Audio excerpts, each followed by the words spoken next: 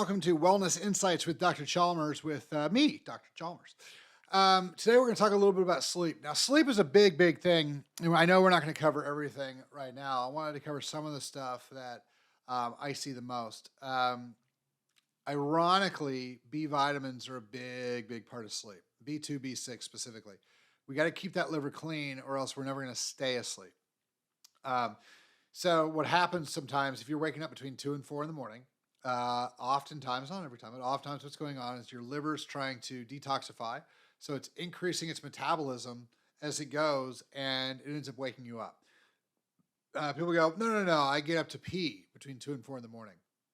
No, you pee because you wake up. You don't wake up to pee. So that's generally liver. We clean up liver, specifically high dose B6, high dose B2, and that helps quite a bit. So coffee enemas, again, are great for that. Methylated B vitamins are going to be great for that. Kill the parasites first, work all the way through that. And that'll help quite a bit. Testosterone's also going to be a big piece of that. We talk about that a lot. Get your testosterone levels checked because, you've got to heal while you're asleep. And so we got to make sure we do that. Now, getting to sleep, people understand melatonin, and you can use melatonin, and that's fine. If that works for you, great.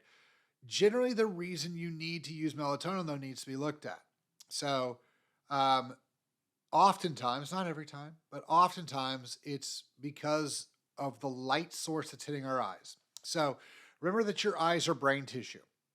So whatever hits your eyes is hitting your brain immediately because your eyes are part of your brain. Now, if we're staring at our cell phone, watching TV, walking around a house with, our 5,000K lights on, and then we walk into our bedroom, turn our lights off, lay down and go, why can't I go to sleep? Because your brain still thinks it's noon.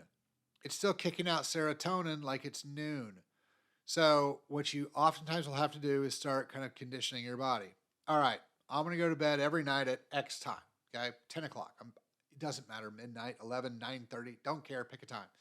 About 20, 30 minutes before you're going to be trying to sleep, turn off all the lights, turn your cell phone off, put it on vibrate, get it away from you, that type of thing.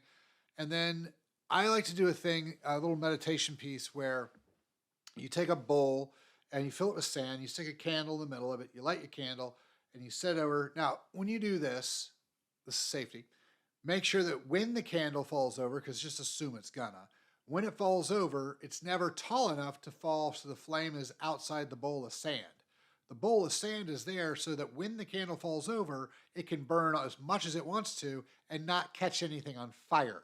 So that's what the bowl of sand is for. You can also use like a glass that has a candle inside it, but the point is you want to stare at the flame. The major light source for the room, I want to be that flame. And as you stare at that flame and you watch it dance, as things start popping in your head, it's like, oh, tomorrow we need to do this. That's fine. We'll do it tomorrow. Just push it aside. That's good, brain. We're going to get to that tomorrow. Oh, hey, we should have done this thing today. You're right. We should have. Push that aside. I'm going to do that tomorrow. Right now, it's time to sleep. Right now, it's not time to do anything. So we're not going to be doing anything but focusing on that flame and working on sleep. So try to clear your head. This is the meditation piece. Try to clear your head. Try to relax. Try to calm down. Listen to your breathing. Slow your breathing. Think about your feet. Relax your feet. Think about your ankles and your shins. Relax them. Relax your toes. Relax your kneecaps. Relax your thighs. Relax your pelvis and butt. Relax your stomach. Relax everything all the way up to your nose. Then take a couple breaths and focus on breathing deep and breathing slowly. And then start at your feet again and work all the way back up. And the whole time, you're pushing things out of your mind that you're not going to listen to because we're focused on this flame. We're relaxing. We're focusing on sleep. And so that's going to be the way that you sit there and you sit and you calm your body down. Now, if you want to take your CBD, if you want to take your melatonin, you want to take any of this stuff, you take it before you start this process. And then as you go through this process of calming down and taking a breath and sleep and starting to get into the mode of sleep and starting to relax, this will help get everything back where it needs to. Your brain will stop producing as much serotonin and will start producing more melatonin. And then you'll be able to fall asleep and get to sleep faster and stay asleep better because of the B vitamins you've taken throughout the day. So that's the way we get to sleep. Now, caveat to that. If you've never done a sleep study, do one. I don't care if you think there's no way anything's going to be bad. That's great. That's what I thought. Guess what? Horrible apnea. Terrible. Like I own 2 CPAPs in case one breaks, so I have the other one I can always turn on. That's how bad mine is. Never knew it. I was dying. Flat out dying. I test people, like when we do concierge work, sleep apnea studies is one of the first things we always do. Because I don't care if you want to lose fat, get healthy, have brain function. I don't, be a better, nicer person. Don't care if you're not sleeping, if you're suffocating at night because you don't have enough oxygen. No thing will get better. Nothing. Not a single thing will get better in your health and wellness world because you're suffocating at night. So we have to fix that first. Boom, first. I've seen hormone levels come back up. I've seen anxiety and depression go away. I've seen epilepsy go away. I've seen migraine headaches go away. I've seen gut issues go away just by fixing sleep. So it's calcium CT and sleep studies are the first 2 things I try to get everybody who does concierge work with me to do.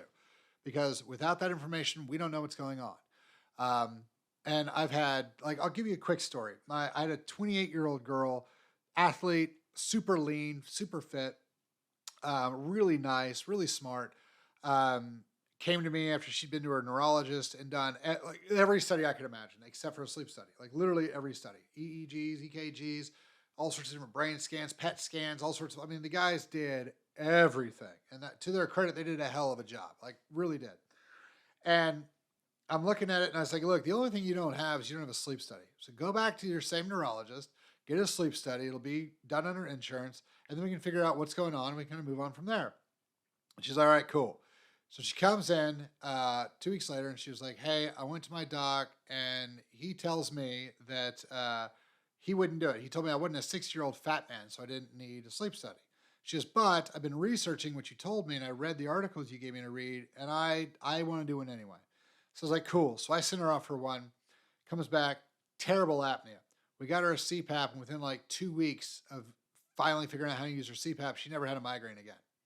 So that's how important sleep studies are. So don't blow them off. They're a big, big deal. Don't blow off sleep. Don't think it's just something to pass the time. Oh, I'm tired, I guess I'll sleep and get some. No, that's how we regenerate. It's how we build muscle. It's how we rebuild the brain. It's how we stay healthy. One of the major keys to high quality of life for a long period of time or wellness is sleep. So don't mess around. Get your sleep. If it's not working right, let's figure it out. The biggest piece with a lot of my guys, a lot of my, especially my CEOs, is they can't learn to shut their brain off. So go through that little meditation piece I showed you. Kind of help focus on the flame. Focus on shutting everything else out of your life. And when it's time to sleep, it's time to sleep. If your brain goes, oh crap, we forgot to send Ted that bill. You can send Ted the invoice in the morning. He's probably not going to read it till the morning anyway, so just send it to him in the morning. Calm down. Right now you're trying to sleep, okay? If you're like, oh, I left the oven on. All right, go ahead and go turn the oven off. You don't want to burn the house down. But you get where I'm going with this. Very, very, very few reasons to stand up and go work on something else. But if you did, let's say it's out of the 20 minutes of meditation, at minute 18 in, right, you only have 2 left, you go, oh, left the stove on. Go turn the stove off, you're probably going to start all over. You're going to sit down and just okay, 20 minutes. I'm going to start breathing. I'm going to start kind of going through the whole thing. So put that into your routine and see if that doesn't help. So that's the big thing on sleep. A lot of us kind of give it kind of a, oh, well, I'll get some, I'll sleep when I'm dead. Now you're gonna wish you were dead a lot earlier. Your quality of life is gonna be piss poor real fast. So focus on getting some sleep. So this also doesn't mean that you're supposed to sleep all day. Don't do that. Get your 6 to 8 hours in, quality 6 to 8 hours, then go crush the day. But that's kind of how we go on sleep. So make sure you're getting it.